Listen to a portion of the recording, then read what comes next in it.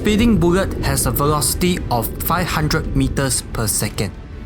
You cannot dodge it, and it will kill you if you're unlucky to be standing at the wrong place at the wrong time. It is the same with investing. If you're unlucky to buy the wrong company at the wrong time, it will kill your bank account. To avoid this, we need to be on the lookout for red flags before we invest into the company. Today, I'll be sharing some of the common red flags when investing so that you can protect your bank account. Coming right up.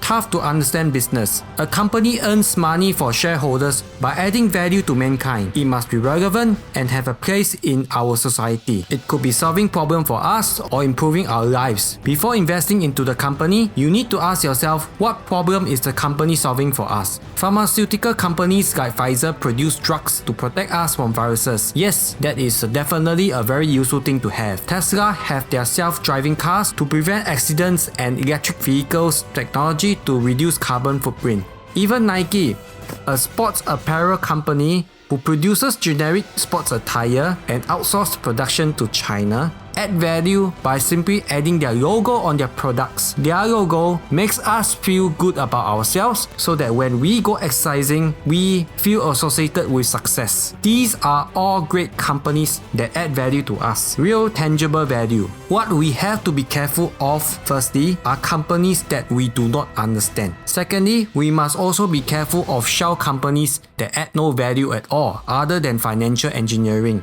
Due to our individual specific experience, it's not possible to understand all companies. It's okay, leave it. There are 40,000 other listed companies in the world. Just pick another one that you can understand better and move on. No competitive advantage.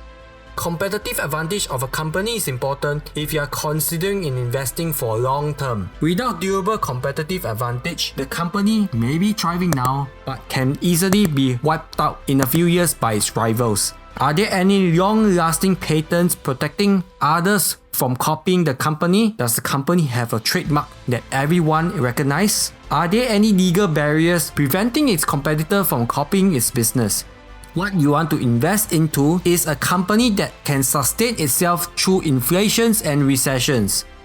A strong competitive advantage will make the company do much better than the industry during these tough times. If the company does not have durable competitive advantage, we have to be on guard.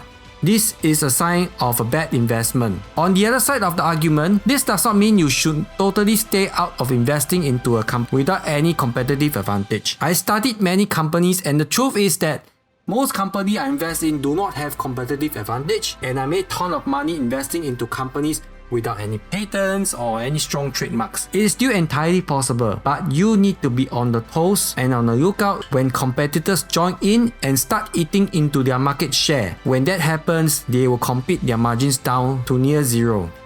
Unmanageable debt. Debt can be good or bad. Most companies use it for good. They leverage so that they can bring in a higher return on equity for their investors. But debt is a double-edged sword. If it's too high, it can be very dangerous. Companies with high debt can just run off to bankruptcy court and declare themselves bankrupt. They'll just use high debt as an excuse to bankrupt themselves. Bankruptcy law is a provision in the United States that can be used by any company, usually when they are unable to pay their debts. Under this law, companies have the option of simply disappearing and protecting themselves from being harassed as if nothing happened.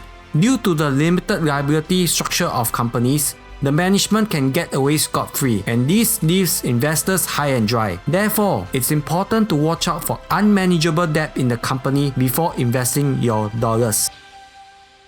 Bad management. I'm sure all of you know that top managements are typically paid insane high sky salaries that are many times the average employee in the company. Annual paychecks above 1 million is quite common. I'm not against paying high sky salaries to management when they perform. When they deliver results, I believe and strongly agree that they must be competitively rewarded. What I cannot stand is when management continue to pay themselves insane bonuses when the company is in bad shape. In tough times, I expect management to lead by example and scale back on their own salaries. These guys are already insanely rich. They can just get fined during any crisis. If you see management paying themselves insane bonuses during tough economic times, it's a big red flag.